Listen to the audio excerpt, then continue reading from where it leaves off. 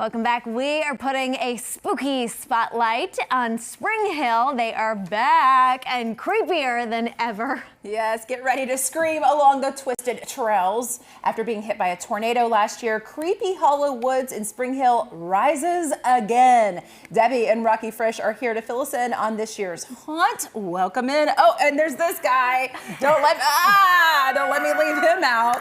Thank you so much for having us. We're really excited to be here, and we're excited that we were able to reopen because we weren't sure, but we just couldn't imagine not reopening. Well, we are glad to see it. Start with just why this is a must-stop spot this season. Well, we really focus on our customers having a good time. From the minute that they buy a ticket, we give them a number, which we have a system in place that they can go sit around the bonfires, enjoy good concessions, get entertainment, have photo shoot areas where they can make memories.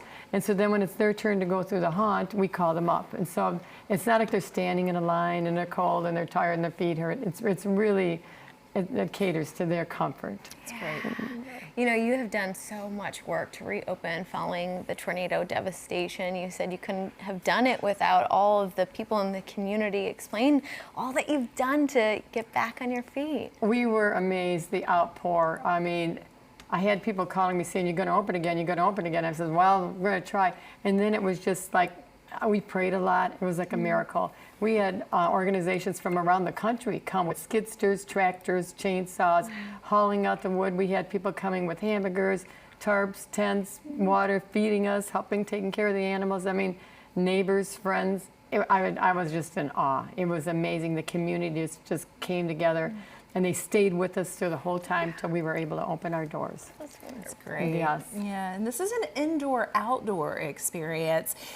You have the Trails of Terrors, and then you have an inside area. Walk us through the themes. Well, we have structures that have really immersive, interactive scare scenes where people actually, they're just not walking through, they're actually participating in some of it.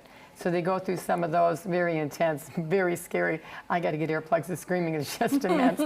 But they go from there into the trails, and I got to tell you, the tornado, as horrible as it was, really did something that makes this haunt unique. It's changed the tapestry and the terrain, that the scare scenes have so much more realism. Some parts of it are like Land of the Lost. I mean, people come out of there and they go, "Wow, I can't believe this." It's just amazing. We're very thankful for being able to do that. Oh, you kind of touched on what makes you guys different, but you know what is really cool? If you bring young ones, you guys have a safe word and just a way to kind of make them feel a little more comfortable, but still see the fun Halloween. Yes, they get the opportunity to be in our haunt because the safe word allows the customers to have their kids enjoy it, because if they come up to a scare scene, they feel a little uncomfortable, they out candy corn, that's our safe word, candy corn.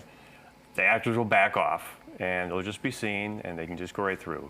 Yeah, they don't. Candy corn. I know. Yeah, we don't want to be grabbed by the zombie. We also give them a glow-in-the-dark necklace just in case the actors don't hear them, they'll see them. And I instruct all my actors with no excuse if you see or hear candy corn.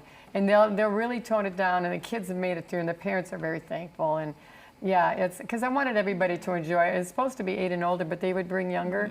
And I thought, well, I can't just send them home. So we invented a way to let them enjoy it too. So. Give us a little bit of y'all's background, because y'all have been doing this for a long time. 20 plus years. Since '98. We started off with the Headless Horseman's Hayride. And it kind of evolved into bigger and bigger and bigger, and pretty soon we found this place in Spring Hill, and we just grew and grew, and to where we're at now.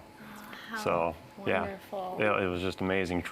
Yes. Just all we have is just it grows every year. I mean, every year we're just building onto it and building onto it. And at the end of the season, oh, okay, we had enough. And the next day, he's like, "Hey, you know what? We can do this now. Let's do this and this." Yeah, we can't wait. Yeah, it's addictive. Well, how did the guests kind of become part of these experiences? Can't give you a spoiler alert too much, but they'll walk into a room and they'll be instructed to do something before they can leave the room.